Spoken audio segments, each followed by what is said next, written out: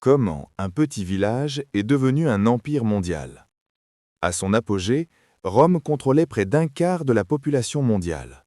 Sans électricité, sans moteur, sans Internet. Comment un simple village est-il devenu le plus grand empire de l'Antiquité? Au départ, Rome n'est presque rien. Un petit village fondé, selon la légende, en 753 avant notre ère. Installé sur les rives du Tibre, entouré de peuples plus puissants, les Étrusques au nord, les Grecs au sud et plus tard Carthage. Mais Rome possède un avantage décisif. Elle ne cherche pas seulement à vaincre ses ennemis, elle cherche à les intégrer. Chaque victoire agrandit Rome, chaque défaite la rend plus forte. Son armée est disciplinée, standardisée, méthodique. Les légions avancent lentement, mais elles avancent partout. Contrairement à ses adversaires, Rome apprend. Elle copie les armes de ses ennemis, leurs tactiques, parfois même leurs dieux.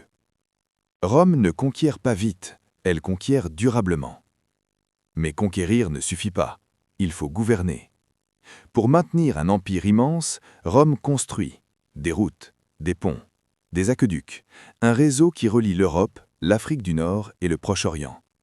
Partout les mêmes lois, la même administration, la même langue officielle, le latin.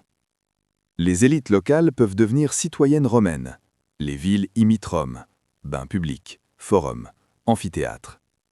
Être romain n'est pas une origine, c'est un statut. Pendant des siècles, ce système fonctionne. Rome impose son ordre et le monde romain prospère. Mais plus l'empire s'agrandit, plus il devient difficile à contrôler. Les frontières s'étendent sur des milliers de kilomètres.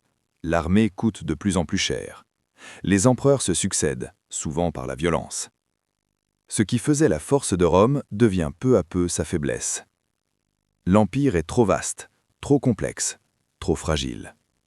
En 476 après Jésus-Christ, l'empire romain d'Occident s'effondre. Rome est pillée, le pouvoir central disparaît. Mais Rome ne meurt pas vraiment.